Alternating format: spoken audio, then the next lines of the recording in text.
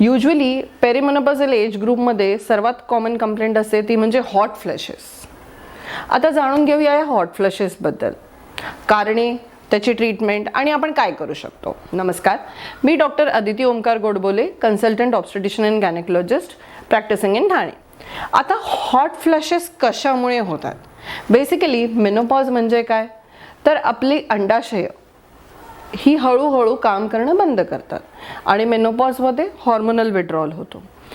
आता जेव्हा hormonal withdrawal होतो तेव्हा हा इस्ट्रोजन हॉर्मोन खाली आल्यामुळे टेम्परेचर रेग्युलेटरी मेकॅनिझममध्ये थोडी गडबड होते. याच्यामुळे टेम्परेचर रेग्युलेशन अफेक्ट झाल्यामुळे काय होतं की सडनली खूप गरम वाटायला लागतं. घरात AC चालू असतो, पंखा चालू असतो, तरीही अचानक स्वेटिंग व्हायला लागते.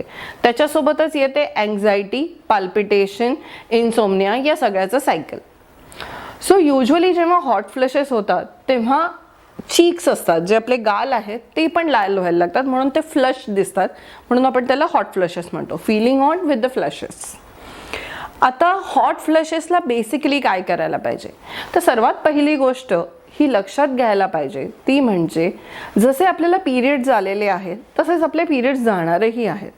So this is something which is natural happening to you. So जर कोप अप करू शकत असू with the supportive therapy and with the counselling, meditation, तर मोस्ट ॲक्सेप्टेबल.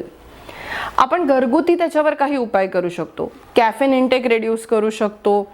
आपण जे गरम पदार्थ खातो ते थोडे कमी करू शकतो. त्याच्यासोबत आपण हायड्रेशन जास्त ठेवू शकतो. युजली पोस्ट मेनोपॉझल एज ग्रुपमध्ये there is one supplement, magnesium supplement, जे दिल्याने कधी कधी हॉट फ्लॅशेसला आणि जे बोन पेन, पाय दुखणे, क्रॅम्प्स येणे ह्या सगळे सिम्पटम्स त्याच्यासोबत येतात, त्यालाही थोडीशी मदत होते. आणि एक सर्वात चांगला उपाय आहे तो म्हणजे फ्लॅक्सीड्स, जे आपण युजली बरेच जण कन्झ्युम करतात. तर फ्लॅक्सीडमधला एक कंटेंट असतो विच मॉड्युलेट्स द इस्ट्रोजन, म्हणजे तो फायटो इस्ट्रोजन म्हणतो आम्ही त्याला. So it modulates, it mimics the action of oestrogen. So usually इस्ट्रोजनची ॲक्शन मिमिक्स झाल्यामुळे हॉट फ्लॅशेसपासून थोडासा आराम मिळतो.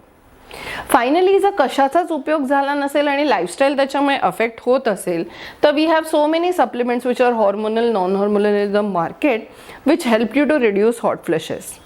बट माझ्या मते हॉट फ्लॅशेस येणं is a natural physiology of a female which comes with a menopause. So त्याच्याशी जितकं ॲडजस्ट करू शकू आणि त्याला जितकं सपोर्टिव्ह थेरपीने, काउन्सिलिंगने, मेडिटेशनने आणि घरगुती उपायांनी आपण टॅकल करू शकू तितकं आपला मेनोपॉज जास्त सुखकर होतो. Thank you so much.